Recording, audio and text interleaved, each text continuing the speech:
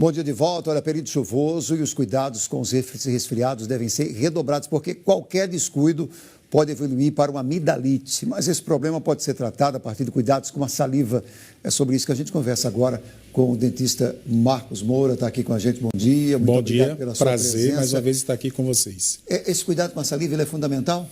É fundamental. E o que é que acontece nessa época, quando começa o inverno, que diminui um pouco o calor, as pessoas param de beber água.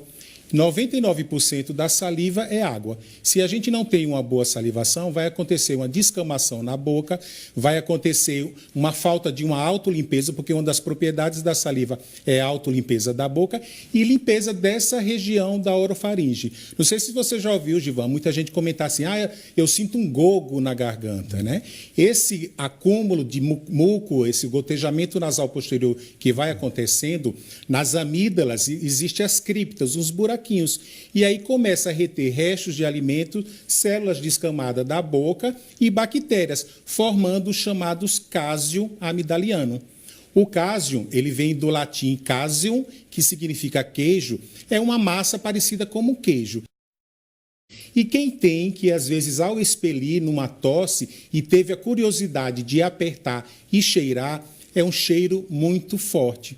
E o que é que acontece isso? A pessoa começa a ter o receio de ter mau hálito.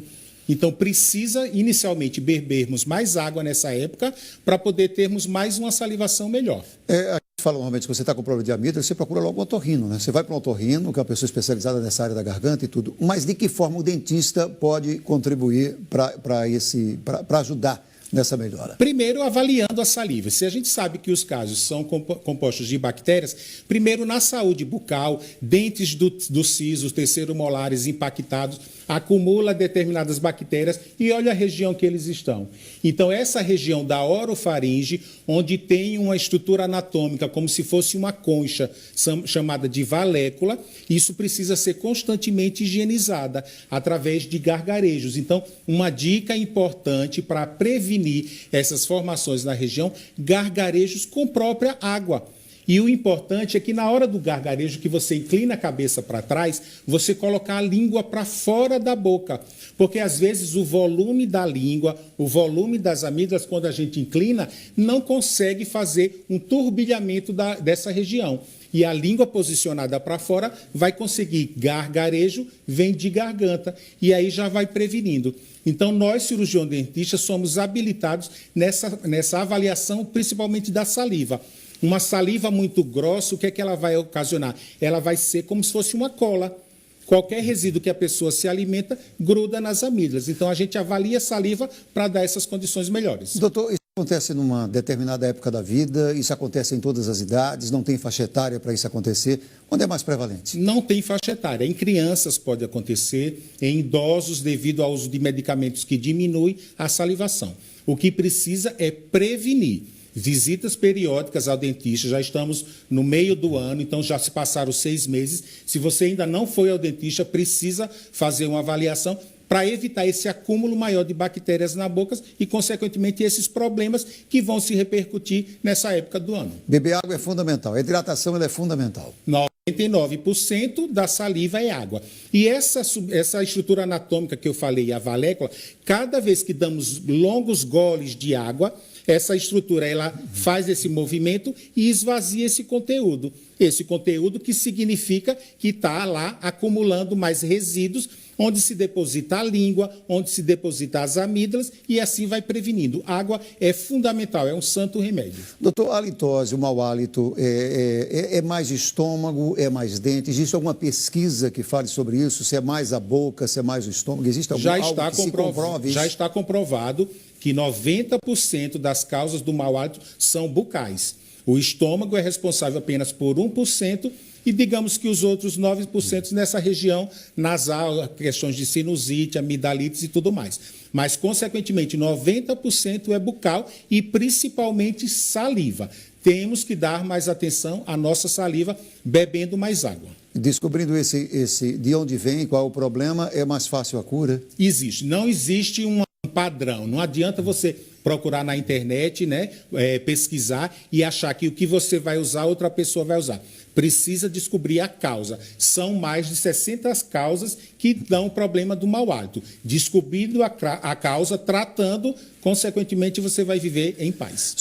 Escovar os dentes, sempre se fala, né? Você, depois de se alimentar, o ideal é você escovar os dentes, o normal são pelo menos 3 vezes ao dia, mas a questão da escovação da língua, que foi tão pouco propagada durante muito tempo no Brasil. Hoje já se fala mais sobre essa escovação da língua. Muito bem colocado. Ela é fundamental? Ela é fundamental. Hoje em dia faz parte escovação dos dentes, fio dental e limpeza de língua. Detalhe, escova de dente. Não é feita para limpar língua. Existe artifício que você encontra facilmente nas farmácias, são os limpadores de língua. Então, alguns são parecidos com as espátulazinhas, é mais ou menos exatamente, parecido, espátula, né? E tem cerdas também. As cerdas mais resistentes e mais duras do que uma escova de dente das cerdas, onde vai limpar aquela região principalmente posterior, que está localizada nessa região da orofaringe. Então, é necessário, após as refeições, limpeza da língua também. Existe uma diversidade de escovas, né? Quais são as escovas adequadas para a pessoa? Qual o tempo de uso, o tempo de troca? Porque você não pode passar muito tempo com a escova. Não, a gente fala que 3 meses seria o ideal para fazer a troca da escova. A escova deve ter uma cabeça pequena, cerdas macias. Agora, além da escova, precisa ter uma técnica correta. Então, consulte o seu cirurgião dentista, pergunte para ele se o jeito que você está fazendo está corretamente. A gente pode dividir os dentes em determinados faces, lados. Então, tem que alcançar todos esses lados, inclinando a escova para um lado para afastar a bochecha, inclinando para o outro lado para afastar a língua, para fazer uma higienização correta. O senhor falou das escovas, as cerdas são diferentes, são aceitáveis, tem umas mais moles, tem umas mais duras, mais rígidas? Sempre procurar as macias, né? Porque a escova, se ela for dura, resistente e às vezes com a força que a gente faz, o que é que vai acontecer? Uma retração gengival. E pode sangrar. E pode sangrar. Gengiva sadia não sangra. Ah, quando eu passo fio dental, sangra minha gengiva. Não está passando corretamente.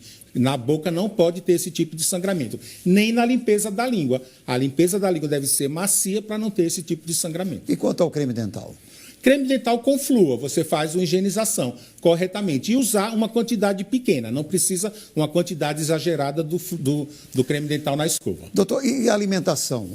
O ideal é alimentações em períodos mais curtos? Isso ajuda nessa questão da litose ou não? A pessoa que passa muito tempo sem se alimentar, provoca o mau hálito? Provoca o mau hálito, mas aí um outro fator. Se a gente ficar muito tempo sem se alimentar, vai ter uma queima da gordura e essa gordura vai ser exalada via pulmonar pela respiração. Foi daí que começou a criar essa ideia de que o estômago era o causador do mau hálito, mas não. Isso aí vem via pulmonar e sai pelo nariz. Não ficar de mais de 3 a 4 horas sem se alimentar e dar preferência entre as refeições que a gente não faz uma higienização por frutas, né? Sempre fazendo alimentos que estimulem você a salivar. Lembrando que a saliva tem ação antimicrobiana e de autolimpeza da boca. Gomas de mascar ajudam? Ajuda se você tem uma boa salivação, não pelo sabor. Eu vou colocar uma goma de mascar e aquele sabor logo em seguida não vai funcionando. Mas você mastigando, você está salivando, prevenindo assim o mau hálito. Quando é que se deve procurar um especialista em relação à questão da halitose? Sempre que você perguntar a alguém da sua família. O tabu é muito grande do mau hálito. É o ideal, por exemplo, a esposa, o esposo citar isso, uma pessoa mais próxima, não ter vergonha de citar isso? Não ter vergonha, exatamente. O tabu é muito grande. Se você fala para um amigo seu, se você comenta que ele está com mau hálito, você não está dando um atestado de que ele não tem higiene bucal boa, satisfatória. Às vezes ele escova mais do que você. Então, a alteração do hálito precisa ser avisada, porque pode ser um problema mais sério. Pode ser uma diabetes que não está compensada, pode ser um carcinoma. Então, quanto mais cedo você avisar, melhor. E a gente tem, pela Associação Brasileira de Halitose, um serviço chamado SOS Mau Hálito. Se você não tem muita intimidade com a pessoa, entra no site abha.org.br e no SOS Mau Hálito você digita o e-mail dessa pessoa e anonimamente a associação vai dar todas as orientações para aquela pessoa buscar ajuda com um especialista. Uma última pergunta, nós conversamos sobre isso no Carnaval e eu vou perguntar novamente a questão do beijo. É preciso cuidado com o beijo, tem a questão de uma doença muito... A doença do beijo. Isso. Né? A doença doença do beijo, que é a mononucleose, que é através de um vírus, né, que o Epstein-Barr, e que realmente, se você beija, confunde muito com uma amidalite, mas não é, mas é um vírus. Vai ter aquele período, né, de incubação, às vezes até de 7 dias, sendo necessário a pessoa tomar medicamento, antibióticos. Então, precisa saber quem está beijando. É preciso ter cuidado. Muito cuidado. Doutor, muito obrigado. Bom dia. Muito obrigado. Um bom dia para você.